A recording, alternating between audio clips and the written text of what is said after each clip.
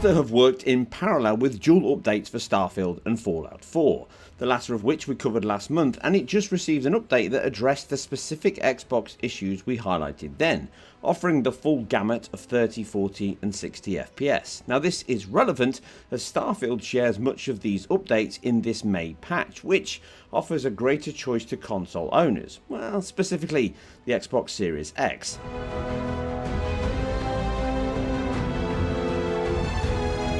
Now going back to our launch coverage of Starfield, it highlighted the good and bad. One main area of consternation was the 30 FPS performance cap on consoles, alongside heavy PC hardware demands.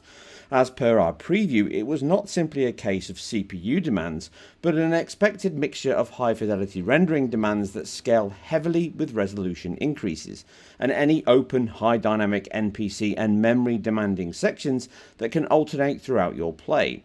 This was even raised in a Bethesda interview at the time, where Todd answered profoundly on the demands the creation engine has on hardware.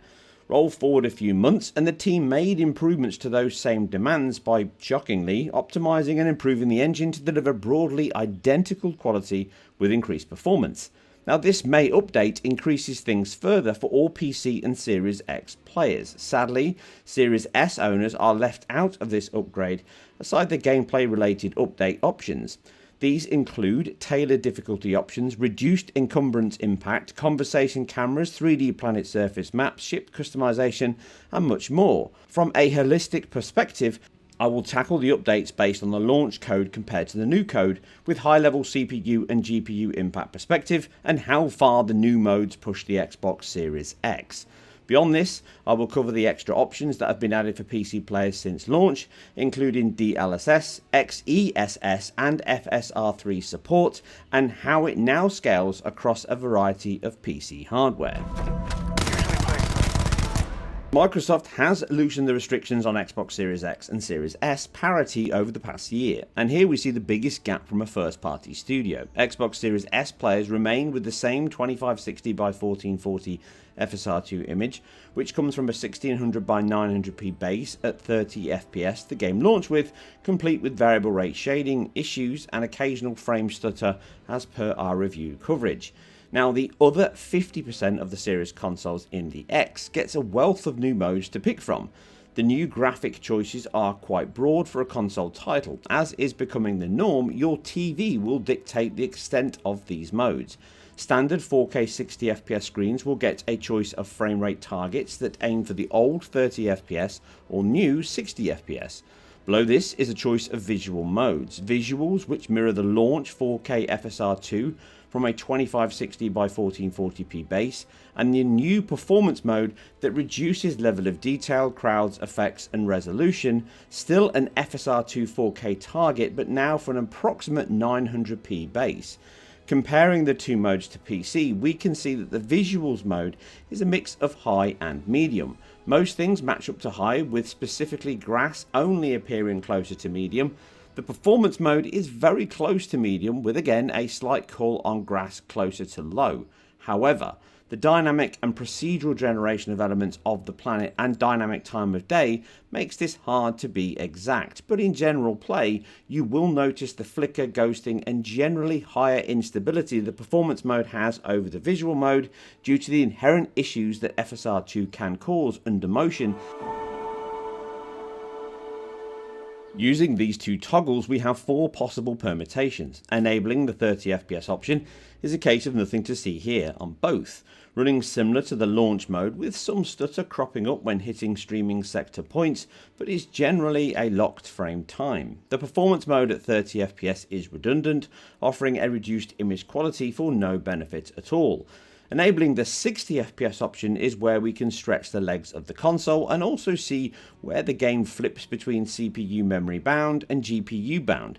Using one of the denser areas in Aquila, we take a run from the ship into the center, and using the 60 FPS mode, we see a distinct advantage on the performance mode. However, we never hit that hallowed 60 FPS during this run, a clear case of the game being bound by the CPU and memory demands, and the reduced GPU demands gives it an approximate 9% increase simply because it can achieve the same render work in less time than the visual mode. We do have another option though, well two, if you disable VSync, which I do not recommend as this creates tearing during play and it is a huge eyesore for myself. Now this option is really for variable refresh rate screens with a 120Hz screen. Now a third option is added entitled Unlocked. Again, either performance or visual mode can choose this, and now we can stress the machine even more. During this same test, the ability to flip the buffer outside of the previous 16 or 33 millisecond timings of a 60 FPS screen unlocks further performance. Now this works well for GPU and specifically at times CPU bound moments as here. We now see a further 10% boost on the highs, 51 versus 46 FPS. However, over this short run, the average is almost identical, 43 versus 44, or a mere 2% in benchmark money. Now this is not to say that the unlock mode offers no benefits. As expected, the interiors and less dense areas can now see this same performance mode hit the heady heights of 91 FPS, a best case scenario. During these confined battle sections, we can see and feel a boost to the game's fluidity. If you have a VRR screen, this is the mode to choose, gaining the best performance hike with a minor reduction in visual fidelity and clarity. We do have the perfect middle ground though, and 120Hz players can gain access to a 40 FPS mode, again for both visual options. No VRR is required here, and now we largely see a smooth 25 millisecond run with the same stutter and slowdown seen across all formats and modes. These are never going to be resolved without big changes within the engine code base, but this mode is the one I would recommend for those that do not have a VRR screen and prefer the most consistent performance and highest visual quality. Now, had this mode been present at launch, I think it would have been a huge boost to the game's performance target and offered a tangible boost for Series X players. Now, many of you may be asking why not offer a mode for Series S, and I believe this 40 FPS mode would be the only one that is viable, as 60 FPS already requires a 900p base for the Series X, leaving little room on the significantly memory and GPU limited Xbox Series S. That said, I think we can assume the team have tested this and decided the reductions required for it had too large an impact on their creative aims and visual quality. You can also go for a visuals unlocked mode, which generally sits very close to that 40 FPS mode, but in those interior battle sections you can hover somewhere into the mid 60s, but over this same run of play the average is around 55 FPS. So it's not a huge leap up over the 40 FPS mode, and why it remains my recommended choice.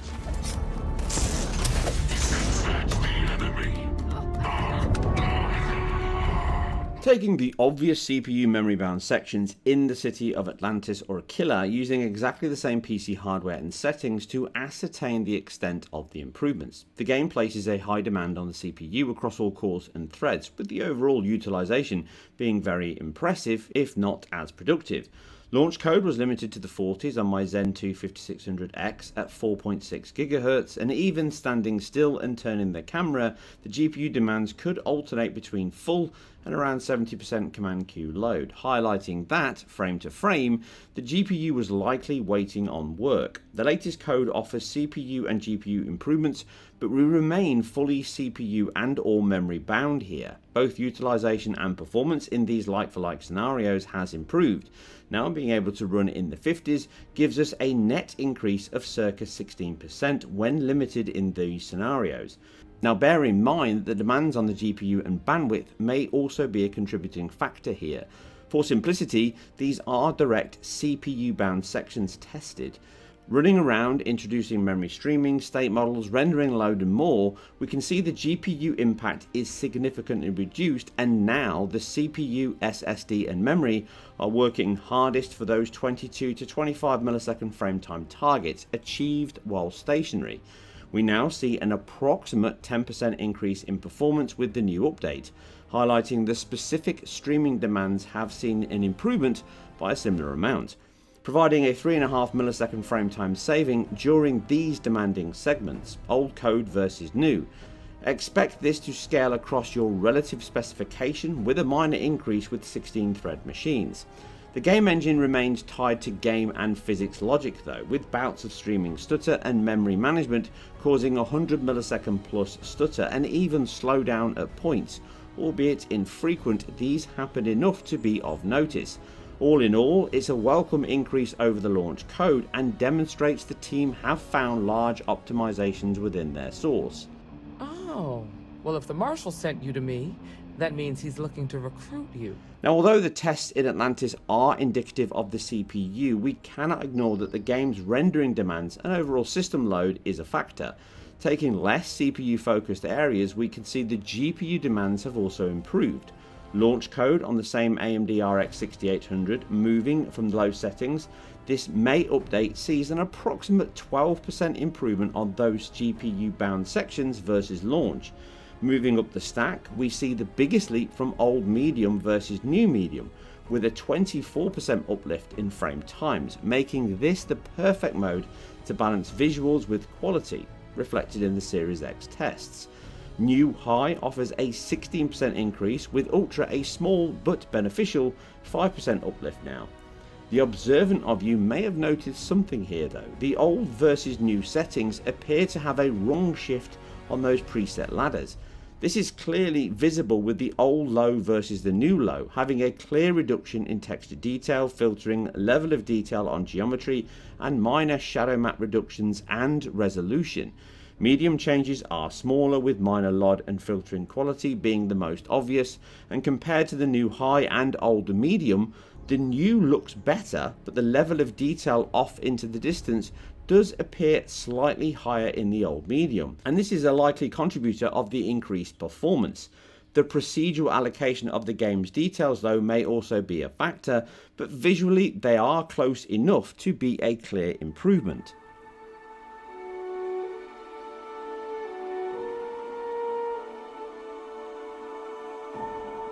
Now, how does the game scale across hardware? Now, from my RX 6800 machine down to a great entry level mobile gaming with my MSI RTX 4050 powered laptop, running the game at the medium settings, 1080p DLSS quality, we hit the 60 FPS target well in many sections, specifically interiors and fenced off battle sections, holding a steady line on that 16 millisecond target. Some dips related to CPU memory access, picking up items or pop-ups, or even just walking into new sections still arise, but it cannot maintain that target throughout. Across a level of play in firefights, we are often into the low 50s or high 40s. It's still better than a fixed 30 FPS, which is also an option with a DLSS supported 1440p target. But when out in the open world and relying on that same data streaming and CPU demands, we become more CPU and power limited on the laptop.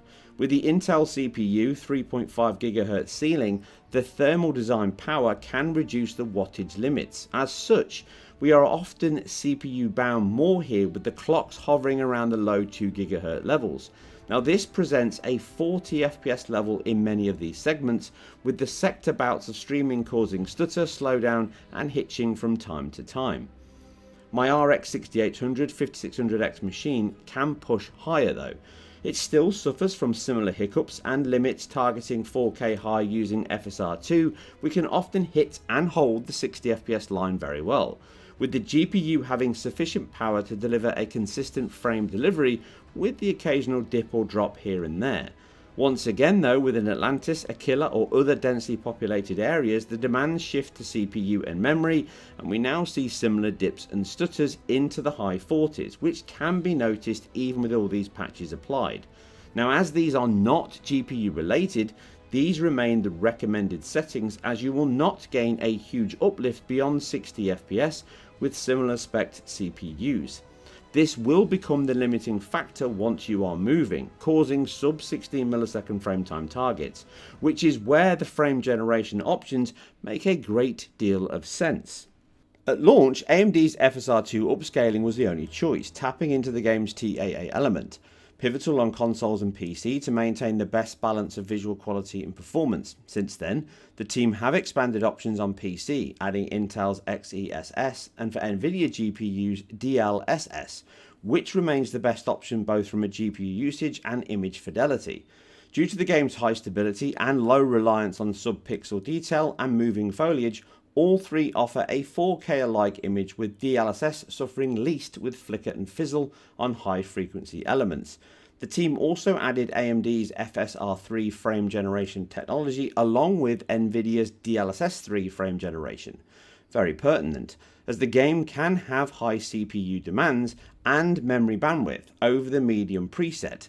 Now, in short, this technology renders at least one frame in advance of the current target to create a before and after point with the game's renderer. Now, by using these two frames, the engine then creates an interpolated frame between them, generated using the difference, which is close to the rendered quality in motion. Now, as with all these solutions, it has some trade-offs. At a high level, increased ghosting on thin or high contrast pixels, artifacts when new pixels appear between the two rendered frames, and most importantly of all, an increase in the game's input latency, vital if playing with a mouse and keyboard over a controller. Now, due to this, ensure you have any anti-lag options enabled in your driver suite, such as AMD's anti-lag or Nvidia's low latency or reflex mode on 4000 series cards. Now, in short, this reduces the number of frames the CPU can stack up for the GPU, meaning the amount of frames in flight is as frugal as possible, ensuring you see the result of your click or turn as fast as possible. Now, due to this, the recommended baseline for any game's native performance, i.e. non-interpolated frames, is 60 FPS or 16.6 milliseconds. However, as you can see in the video, using my RX 6800 and 5600X CPU machine, I can increase the game to a smooth 60 FPS from a 40 to 50 level native performance with negligible impact to quality or input latency, on a controller at least, but a much smoother perceived output to screen. Now, this can be a huge boost to the game's performance levels above 60 FPS on higher end machines, mostly when CPU limited, something this technology is best suited for. When titles are CPU limited, the extra frames come with little to no CPU cost. Again though, using this same machine, we can take a 40 to 50 FPS title at 4K FSR2 high and now play at a perceived 90 FPS target and even higher if we reduce some settings. However, this game remains heavily CPU bound on much of the PC market, and having this as an option can offer a drastic increase for many, and it works just as well on Intel and Nvidia GPUs. My RTX 4050 can use both options. DLSS3 is slightly better, but it requires a VRR screen, whereas those without can still use FSR3, which it can run with or without VSync, and now we can cap at a mostly locked 60 FPS or run between the 70s and 90s. Closed off indoor sections can be 120 FPS interpolated rates, but sector streaming can cause minor judder as you hit those memory bound moments.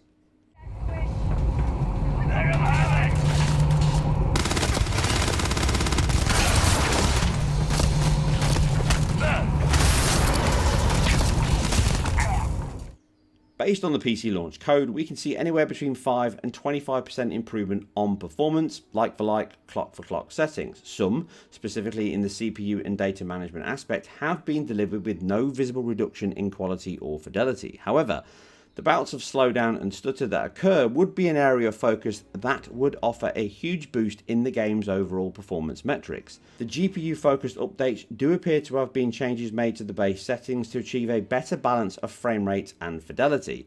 That said, the boost in certain sections, along with added options for DLSS, XeSS, and frame interpolation, have significantly improved the game's scalability and visual quality on PC. Of note, using pre-patch saves could create some infrequent bugs, such as not being able to shoot or items not appearing. The Xbox Series X audience now get a game that can deliver a good 60 FPS level of performance across most aspects of play, but the excessive loading, highly populated and dense cities, and streaming hiccups remain even for VRR players. This does at least bring the premium Xbox console much closer in performance to the PC version, even compared to the more powerful RX 6800 and 5600X machine. It is only a few parsecs away. The Xbox Series S does lose out, specifically in the PC space, with my MSI RTX 4050 gaming laptop offering similar visual quality and resolution with significantly higher performance, even more so if you use DLSS3 or FSR3 frame generation. And it's a shame that the Xbox Series X did not take advantage of this option. Hopefully something we will see in a future patch, with an upcoming patch for Immortals of Avium on the way, becoming the first console title to offer FSR3 frame generation on consoles. This may actually be closer than we think. Alongside the game and content updates, this is a welcome boost for all console and PC players alike, and even those with low to medium CPUs could benefit the most. And that's it for another deep dive into PC, console and gaming technology. Remember, if you like what we do here on IGN Performance Reviews, then keep it IGN. And we'll catch you on the next one.